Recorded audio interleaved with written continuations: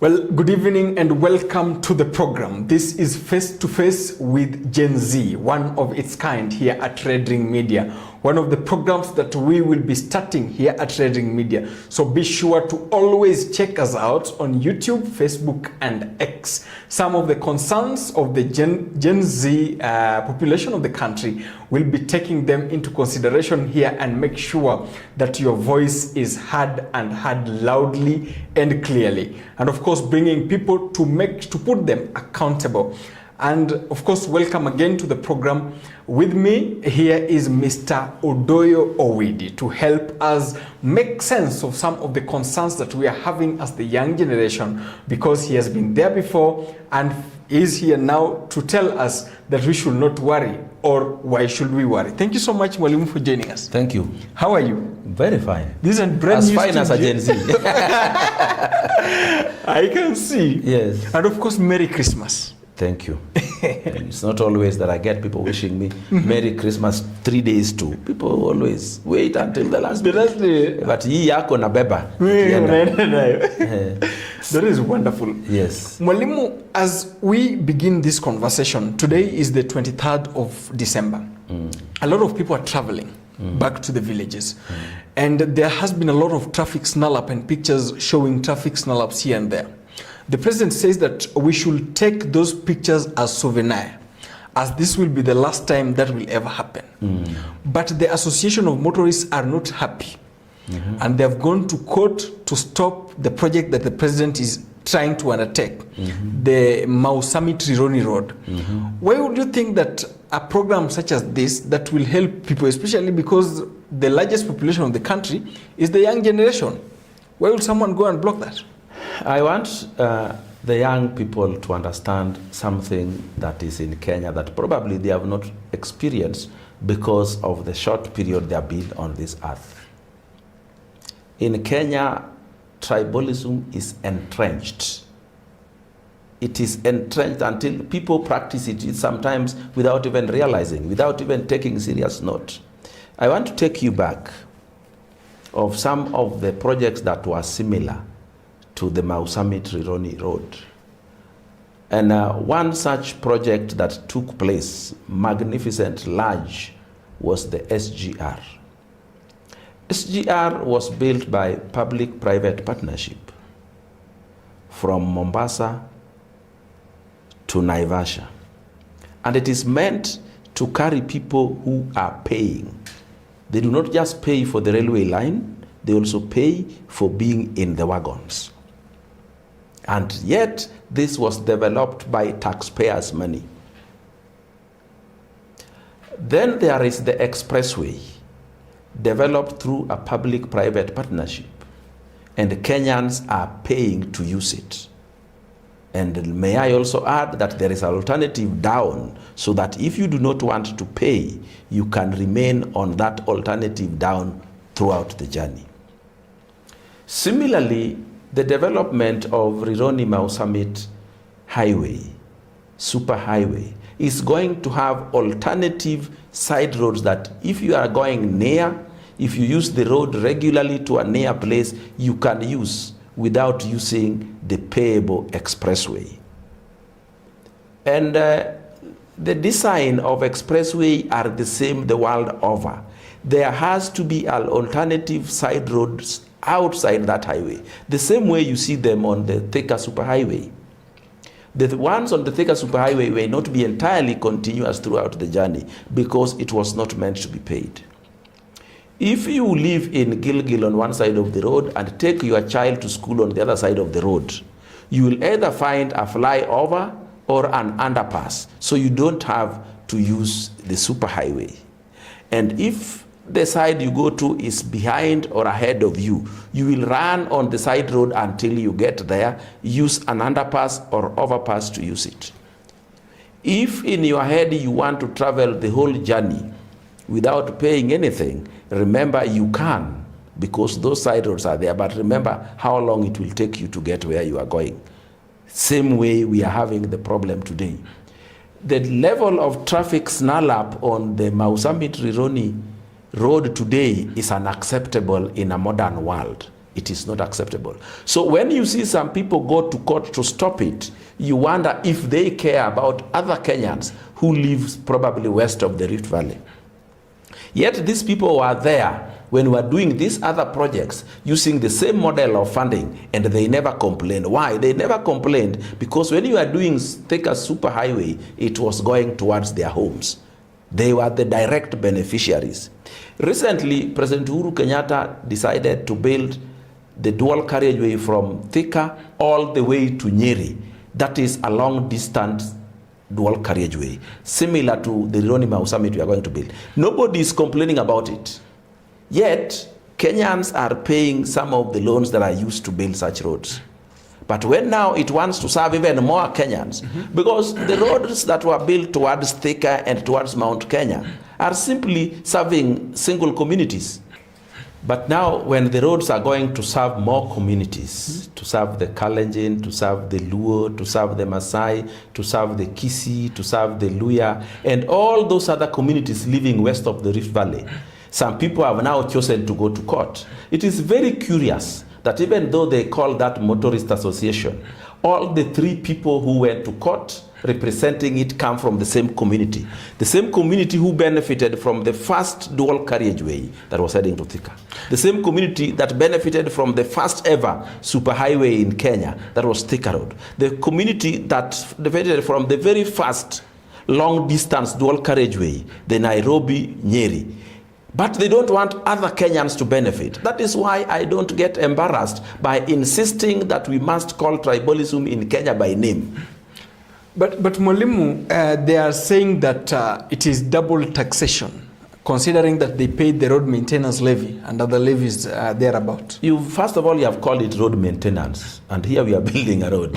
But nevertheless, okay, whatever we are doing, the road maintenance levy can only build roads to a certain level. There is now a higher level that is not possible, because they should have complained the same way when we were building the expressway. Where were they? And we just built the expressway the other day, and they knew it will be charged, and we are charging it even more than we are going to charge there. How come they never complained? Because one of their own was the president, and that expressway was going to serve them. Today, when it is building one that is going to serve the wider majority of Kenyans, they are complaining, talking about double taxation. Isn't the expressway also double taxation? Because we pay road maintenance levy. There are now level of projects that even road maintenance levy cannot develop. Just like when you are developing the SGR, it was not possible to develop it with the normal taxes we pay. So we introduced a new tax that was called Railway Development Levy. And we did it, and nobody complained. People are complaining because it is President William Ruto in office, who is not one of their own. They believe it is only one of their own who should be in office for Kenya to run peacefully. And we are going to tell them off until it gets into their brains.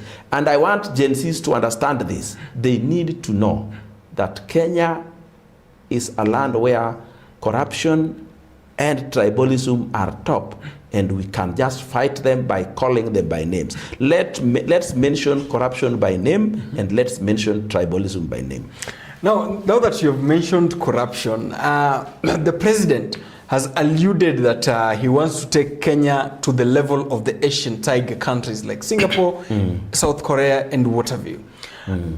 The former vice president of Kenya, Kalonzo Musyoka, said that the Kenyan government cannot take Kenya to Singapore if the corruption is entrenched in the country and some governance ill that is in the country. How will that happen? Is Kalonzo Musyoka insinuating that in Singapore there is no corruption? Is that what he is insinuating? I want to tell Kalonzo Musyoka that we are not going to be gaslighted, and we are not going to accept the opposition to use us as a tool for campaign against President William Ruto. The easiest way to deal with corruption is eradicate poverty. The easiest way to deal with corruption is to improve development. When we have a largely undeveloped society, when we have largely uneducated society, when we have a largely poor society, they worship the leaders, and it is the leaders who increase corruption.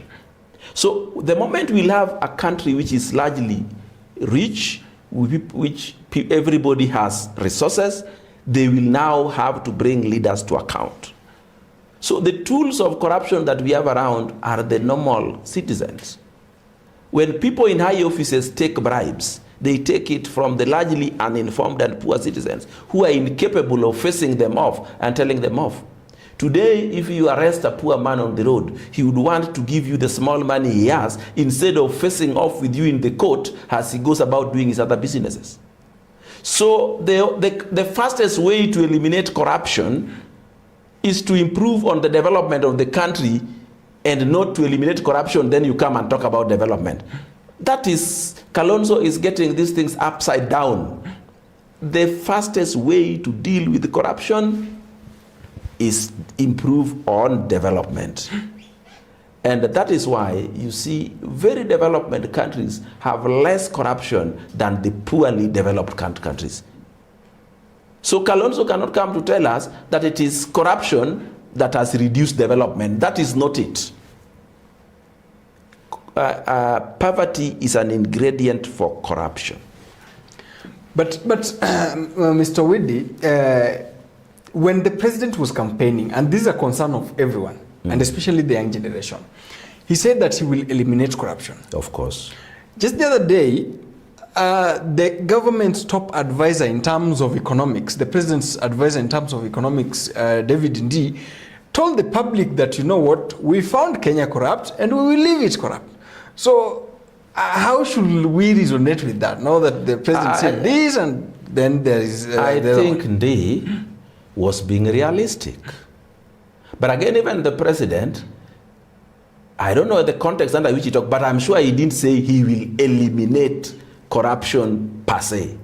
He would fight corruption. Probably he would eliminate it in certain sectors, like probably in his cabinet, which he has direct control over. But he has no direct control over a policeman colluding with a motorist on the highway in Tulele to take bribe and continue with the journey. That he has no way of dealing with it instantly, like instant coffee. So I am sure the president just promised to fight corruption and eliminate it where he is directly involved. And that, I must thank him for that. But Ndii was being realistic. As if anybody is in this country who thinks he can eliminate corruption, he is lying to us. It is not possible.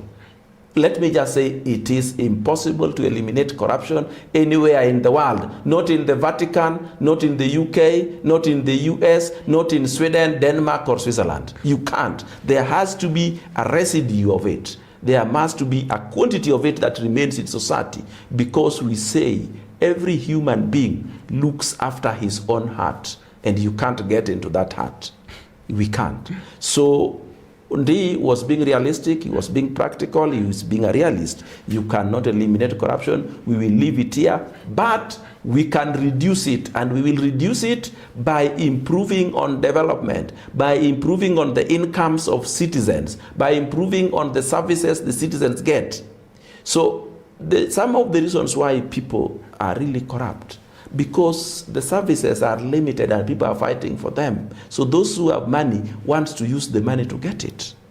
But if some of these services you can get easily because they are provided easily, you will have no good reason to bribe. And corruption, again, is not only bribery. So let us be realistic that corruption cannot be entirely eliminated. In any case, if there was a magic switch that you walk to it, reach it, turn it off, you have switched off corruption, I can tell you even the economy will collapse. Because I can tell you for free that 40 to 60% of businesses in this country survive so much on that corruption. So we must fight corruption at the rate in which it developed, so that as we fight it, as it reduces, other businesses that are clean come up to replace them. So you're saying that, so how long will that take? Probably because we need a Kenya corruption-free, because we have corruption-free zones. So we need that to extend to the whole republic. Even those who are talking about fighting corruption and blaming President William Ruto for not eliminating corruption are themselves corrupt, beneficiaries of corruptions, and even now continue to benefit on corruption. Let them not cheat us we are entirely all corrupt. It is the magnitude and level of corruption that is different from one person to the next. So to come and doing Kenyans and them they are clean and they want a clean society is to take us for a ride, is to take us for granted. Corruption is there, it is there to stay. We can only deal with it in such a way that we reduce it pole pole. In fact, if we try to reduce it even faster, it can choke us because it fights back. When you corner a cat, it can scratch your face. So anybody telling us about corruption and he's been in this government, Kalonzo has been here since 1985. But they say that he isn't corrupt. He doesn't have graft scandals. Everybody is saying so. Even President William Ruto says he isn't corrupt. Even Kindiki is saying he isn't corrupt. Even me here, Odoyo William, saying I am not corrupt. Every individual Kenyan is saying I am not corrupt. So why should we believe Kalonzo Musyoka and not believe President William Ruto? Why? So Kalonzo was once caught up in the NYS land in Yatta. And that is not all. Even municipality land, he was once caught up in that fix. And even the people he has deputized as deputy government or deputy running mate have been accused of corruption while he's their deputy. If you are not corrupt, why are you deputizing people who are corrupt? So that is how we operate. Okay, and let's talk about something that directly affects the young generation, and I have this concern. The current government has been out and about saying how they want to help the young generation, and one program that has come out is the Hustler Fund and the Nyota Fund. Mr. David, I would like to ask you, would you know, or do you know someone who has benefited from these programs, and to which extent? When people benefit in large numbers, in masses, you really do not want to count them. But you have a record that 2 million people have benefited, 1 million have benefited. If you look at the records on Hustler Fund, very many people have borrowed Hustler Fund, and you can be sure that money helped them. Even if they chose not to pay it back, like many did, it helped them. Even if it was for buying a cigarette, it helped them. Even if it was buying unga for that day and the next day, it helped them. Even if it was paying for bus fare for their children to go back to school, it helped them. Even if it was for paying for their lunch on the day at work, it helped them. So Hustler Fund helped millions of Kenyans. And people of goodwill repaid it back.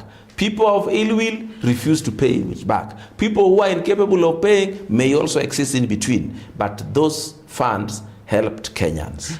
They did. And just still on Hustler Fund, and this is specifically on Hustler Fund, I want to underscore the integrity and how should we believe a leader, because the current cabinet secretary in charge of cooperatives is Oparanya, yes. Wycliffe Oparanya. Yes. Before he was co-opted into government as one of the skills personnel joining government from the Raila Odinga faction, he told people not to pay the Hustler Fund, you see? And now he is here saying, okay, you should pay it. So let me tell you something. Yeah. When you are an opposition politician, you play opposition politics. Kenya has reached a level where there is no objectivity in any of the things politicians say. They say things that support their side of the political divide. They say things that bring down their opponents. They say things that improve their image in society. They pay things that sabotage their opponents. There is no objectivity in politicians in Kenya. Even the youth have joined the same. If you see what they write on social media, two gentlemen who went to the same school, were brought up in the same neighborhood, they talk on social media depending on which tribes they come from, or they talk on social media depending on which political formation they support. No, they are not objective at all. So when you see Oparanya, before he was in broad-based government, he was talking opposite what he's saying now. That underscores what I have just told you. We are no longer objective in our decisions. We are no longer objective in our analysis of the politics of the area, and we are no longer objective in the statements we make about each other. If whoever we are making statement about is our opponent, we oppose them, and sometimes we lie about them. So that is what we find ourselves in. And if the person we are talking about is on our political side, we praise them, we even support them even when they are wrong. That is what is happening in Kenya. And that is why I tell you, Kenya is corrupt to the core. Such things, how will you eliminate them even if you are the president? Because supporting a lie is also corruption. Telling people not to pay a fund that they have been lawfully given is also corruption. Certain levels of corruption, there's not much you can do about them. But utter theft that we mistake for corruption, the president has stopped and will continue to stop. You see, my concern is that as a young person, I am taking into figuration or mirroring whatever is happening in other countries. So, for example, the United Kingdom, the United States of America. When things such as that happen, you find that the cabinet secretary will have to apologize and resign thereafter. In Kenya, you get elected or you just do go about your business as usual. Let's appreciate this. If you are a small child, you can't say, I see my dad is using a shaver, so also let me use it. You can't. You have not reached that level. We haven't reached the level in Africa or in Kenya where people resign purely based on integrity, purely based on misinforming the public. We haven't reached that level. We will reach. But we can't jump and copy America when we are yet even to reach half the level of the United States. We can't. So if in Kenya we still have people lie and they continue to serve in public, we will have to remain there until we grow to that level where a lie alone will make you resign. Even UK and the United States, the integrity levels in the UK is much higher than the United States. Even them, they are trying to grow.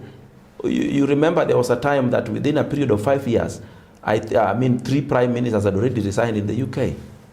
And the cabinet secretaries resigned every other day if they commit any public crimes. That level of integrity has not even reached the United States. People like Trump can do certain things and they still get re-elected again. Some of the CSS there commit certain crimes and they continue serving.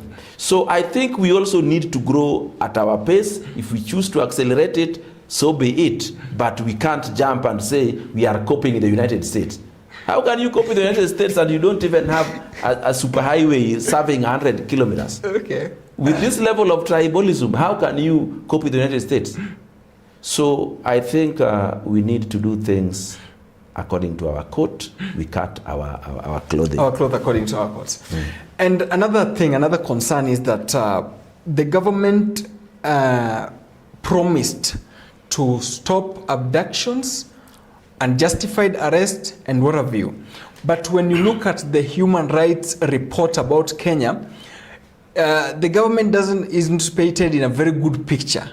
And there have been reports that abductions has always increased during the current regime.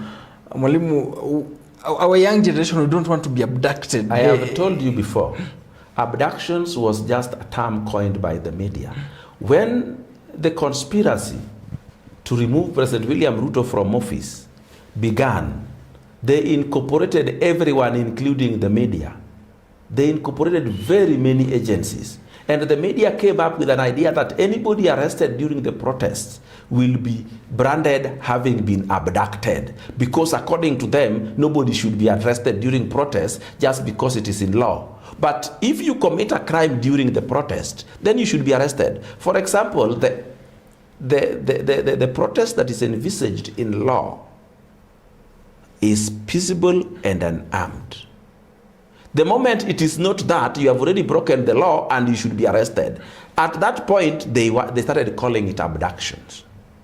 And also take note that when you refuse to report to a police station when you are asked to do so, the police will arrest you by force. Even that does not qualify to be an abduction. Even some of the abductions that then truly followed were done by the opposition themselves.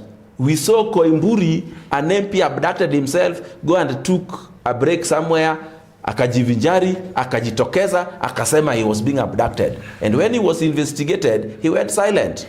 There was another young man, I'm forgetting his name, from Kitengela, who abducted himself and went and hid with his girlfriend. Then when he came up, he admitted that he wasn't abducted. Now, those are two cases that came to the public limelight, that these abductions are not necessarily abductions.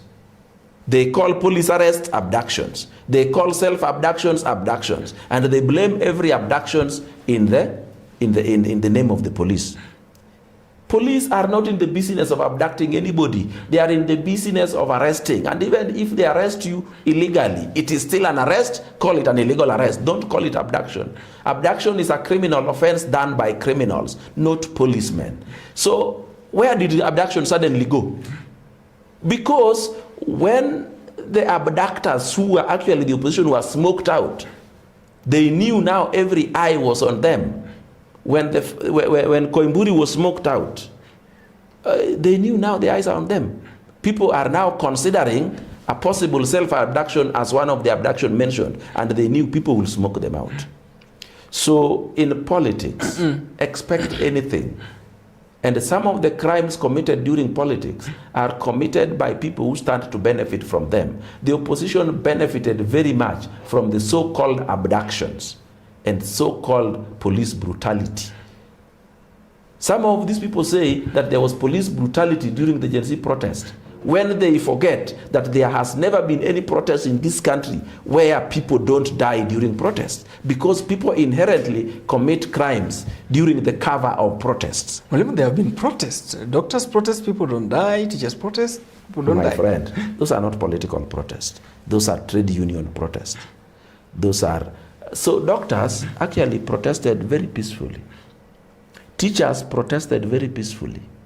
There was nowhere where teachers looted, where teachers stoned cars, where teachers blocked roads. So were the doctors.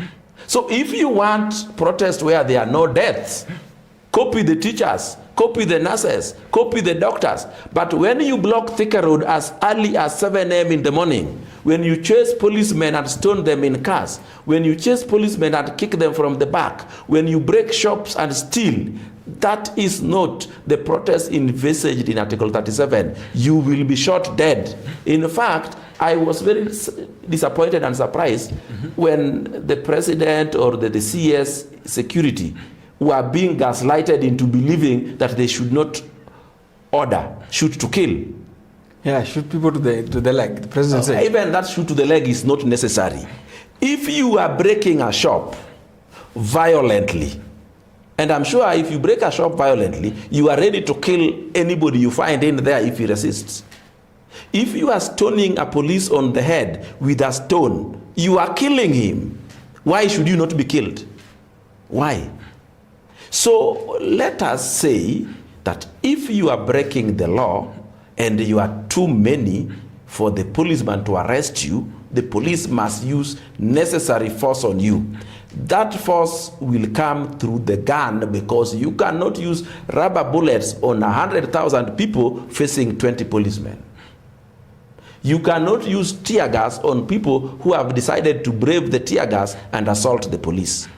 That is why in police formations during riots, during protests, consist of those who have batons, those who have guns, those who have rubber bullets, and those who have tear gas. So if they overpower the people with the batons, they will meet the people with the tear gas. If they overpower the people with the tear gas, they will meet people with rubber bullets. If they overpower them, they will meet people with real bullets to kill and show that if you go beyond this, we know you are going to kill people this side. So we must start by killing you. That is how law is enforced. Okay, Mwalimu, there's a lot of things that you've said, and I want us to rebuttal them, because I agree with you, because you are the Gen Z I'm here for. You see, there was a protest by doctors. And at the time, and I think still now, the Secretary General of the KMPDU is Dr. Davji Atela. Yes. The police fired a tear gas canister to him, and he was hurt, and he bled. And you realize that protest was quite peaceful. You see? And so the police had no business in firing a bullet or a gun to hit the doctor's head.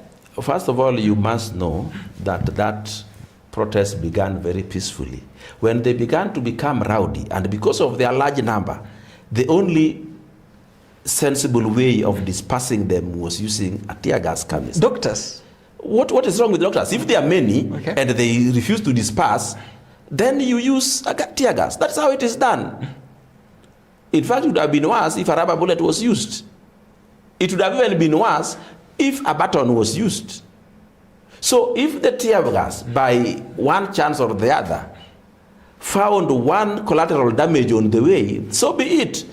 If we go to watch football and out of stampede people even get killed, injured or hurt, then even when you are playing football, a friendly match, only 11 versus 11, and somebody gets kicked and gets injured, injury is common where there is antagonism, where people are many, where people are running, where people are not maintaining the level of peace. I'm sure if that protest where Dr. David Yatela was hit by a tear gas canister was a little bit more peaceful than it was, that would have not happened. If they were taking orders directly when the police said, now you can't go beyond here, and they made a U-turn, that could have not happened. If the police said, now your noise level is going higher, you are intruding into places where other people are doing business, that would have not happened. So, despite the fact that I have committed to say that the doctors were largely peaceful, there was a level of lack of peace that demanded that they were dispersed using a tear gas canister.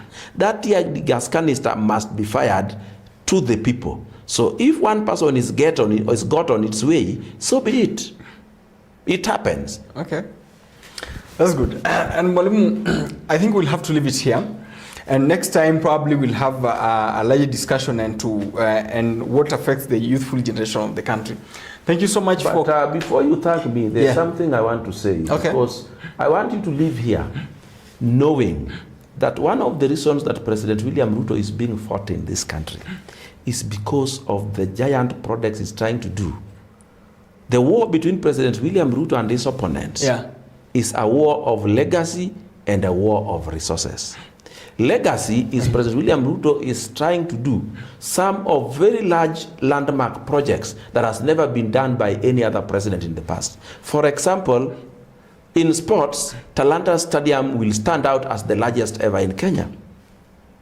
In tourism, hotel industry and conferencing, Bomas of Kenya will stand out as the largest international conference center ever built.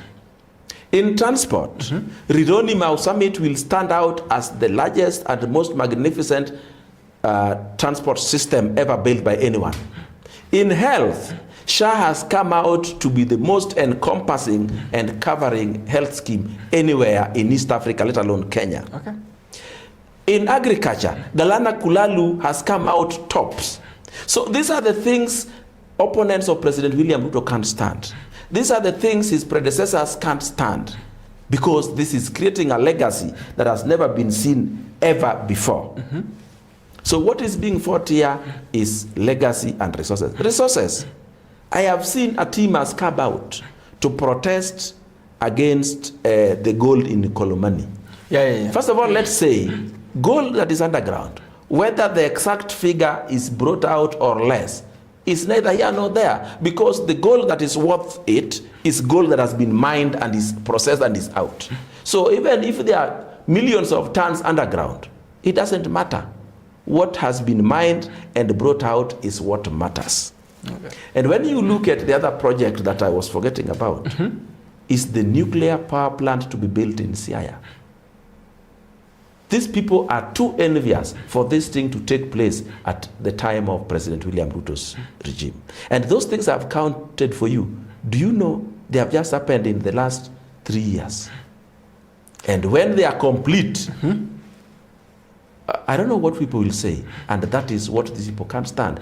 Do you know, I discovered that some politicians in the villages, instead of fighting their political opponents by competing them, they fight them by destroying the projects they do so that they are equivalent.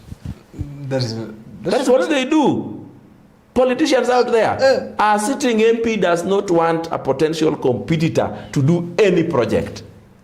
They don't want. And even governors. That is why there is war in Homa Bay, because the projects that are there are being briefed on the national government. And the highest ranking national government official in Homa Bay is the PS Dr. Raymond Omolo. The governor can't stand that. So this is the problem. Jealousy is the worst problem we have in African countries, and we'll have to have a way of dealing with them. Otherwise, I can now take your thank you. Indeed. Mwalimu, you have listed a lot of projects, and that is even not all. You have listed them, and there's a lot of controversies, especially in the Bomas of Kenya, and how the leasing was done. There's some things that we will discuss that when we come back again in the face-to-face with Gen Z. Thank you so much, Mwalimu, for having us, for not having us having you, of course. And what do we say? Merry Christmas or Happy Holidays? Before you say Merry Christmas, tell our audience we'll having face-to-face with Gen Z in Kajiado Town Hall. Yes, after people Christmas. Of Kajiado, after Christmas, make sure that you are ready. We'll be there. And of course, not only Kajiado, we'll always be at a town near you. Kabisa. So be on the lookout. And this is Emmanuel Ouma, and this has been Face to Face with Gen Z, where Mr. Odoyo Widi has been answering some of my concerns and of course our concerns altogether in the development of our country, because as we believe, discussion is always the way to go. Thank you so much, and have a Merry Christmas and a Happy New Year.